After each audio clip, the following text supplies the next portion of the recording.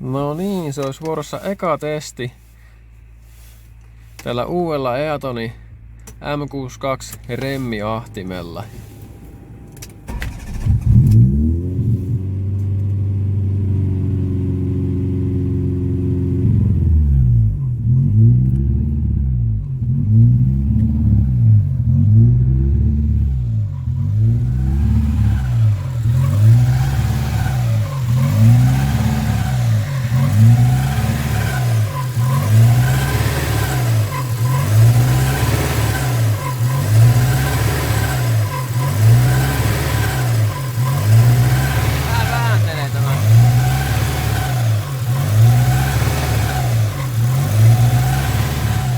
Laturi periksi, laturin kiinnitys jostain syystä. Tästä näköjään vähän vahvistaa. Ja kiertut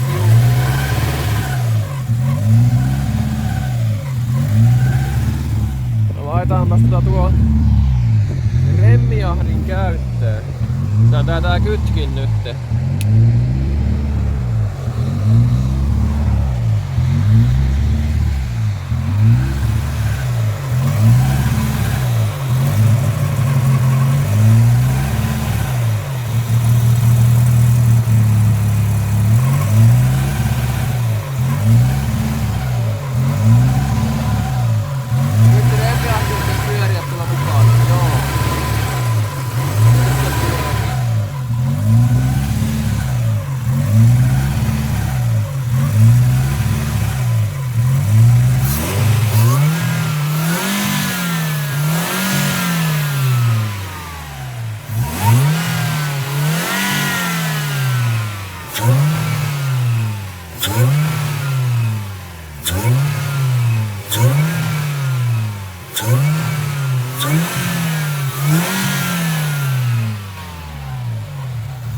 Jotain ainakin tapahtuu, ihan selvästi.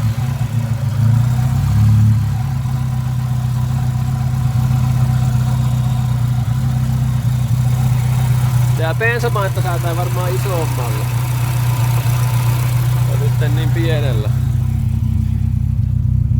Kokeillaan nyt vähän polkasta. Tuleeko tänne ahtoja?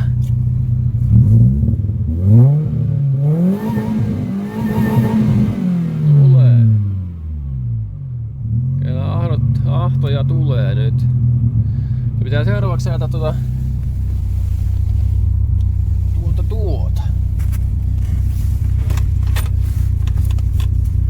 Bensapainetta isommalle, kun se oli niin pientä nyt. No niin, nyt löytyy. Ruuvataanpa sinne vähän bensapainetta.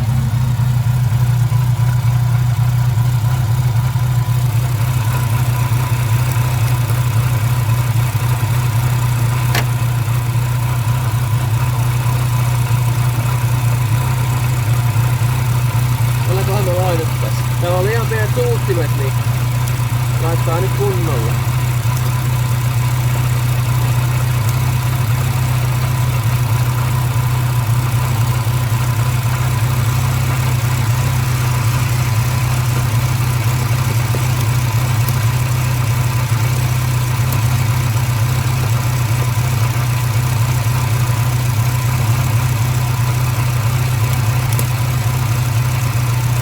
No nyt siellä on 5 paaria. Tuo voisi riittää jo täällä.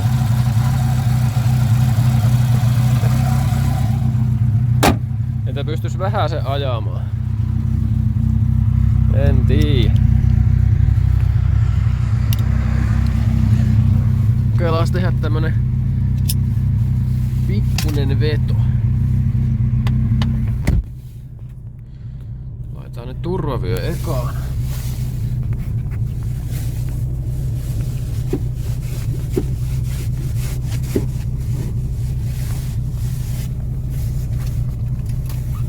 No niin. Ja sitten kokeillaan tehdä pienimuotoinen kiihdytys.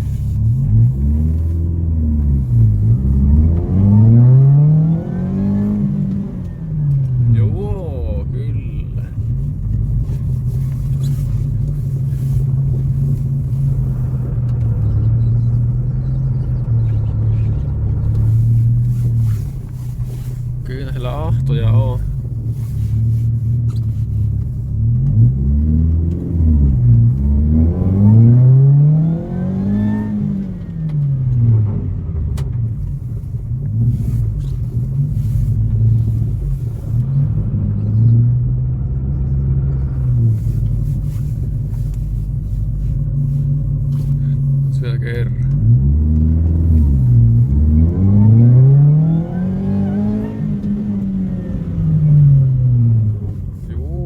mä toin vähän enemmän kaasua jo. Taas käydä pohjaskin. Mutta liian pienet suuttimet täällä nyt on.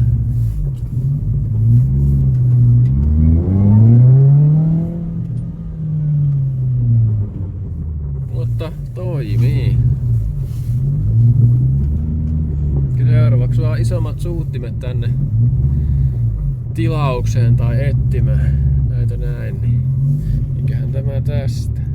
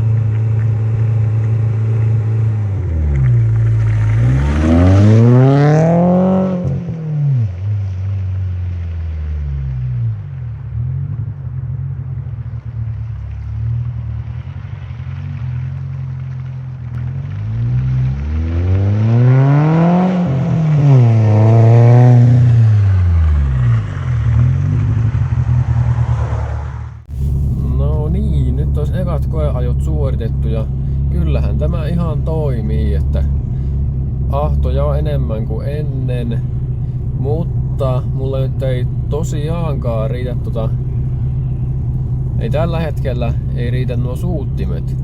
Mä nyt 5 baaria sinne laitoin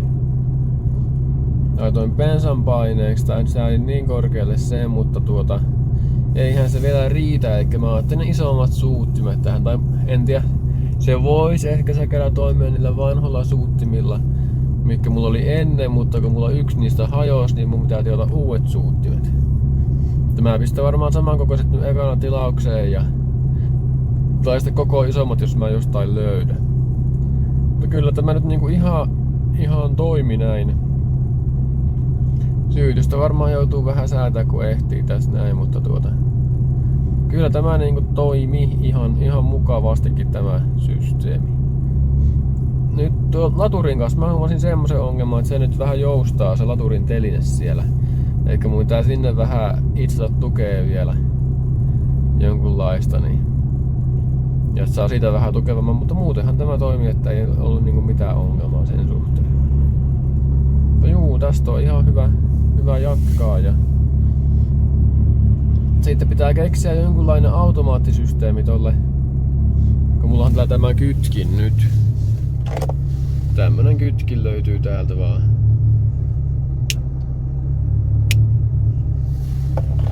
On tälle remmiahtimelle. Niin mun pitäis keksiä siihen joku automatiikka-homma, että mulla et sitä aina manuaalisesti sieltä kytkimetä sitä niin. Elikkä mä laittaisin jonkun alipainekytkimen siihen, elikkä joku niinku semmonen, mikä tai niinku joku solenoidikin kävisi tai joku semmonen niin, että mikä niinku toimisi jollain 0,2 baarin tai semmosella imulla alipaineella. Et se olisi jotain sitä luokkaa sitten. 0,2 tai 0,1 alipaine. Miinus 0,1 tai miinus 0,2 baaria. Et se niinku, kun mulla olisi tarpeeksi paljon kuormitusta moottorille, niin sitten mulla lähtisi automaattisesti remmiahdiste päälle. Et se olisi niinku älyttömästi kätevämpi, että joutuisi manuaalisesti aina Mad Max-tyylillä sitä näpytellä. Mutta joo, että kyllähän tämä nyt aivan kyllä toimii näin. Ja tämän pitäisi olla ihan älyttömästi varmatoimisempi, kun vertaa siihen Aisiniin. Kyllä mä tonkin remmiahtimen tosta kyllä huolla jossain vaiheessa. Ei se huoltosarja siihen maksoi jonkun, olisiko ollut 80 € tai jotakin, ettei se niinku ole juuri mitään. Et siellä, se ei niinku merkkaa juurikaan, että kyllä se kannattaa huolottaa kumminkin. Ja sen mä teenkin varmaan tossa talven aikana. Niin se on vähän pitkäikäisemmistä taas. No juu, tästä on hyvä nyt jatkaa eteenpäin. Ja katsellaan mitä nyt seuraavaksi tähän kehitellään. Mutta ne isommat suuttimet ja sitten jonkunlainen se alipainekytkin tähän pitäisi hankkia seuraavaksi. Mutta jos jollain on tietoa jotain sitä alipainekytkimestä tai solennoista tai jostain tämmöisestä, niin laittakaa mulle vaan viestiä tai kommentoikaa tähän videoon. Se auttaisi kummasti. Mutta juu, eipä tällä kertaa nyt muuta. Morjens!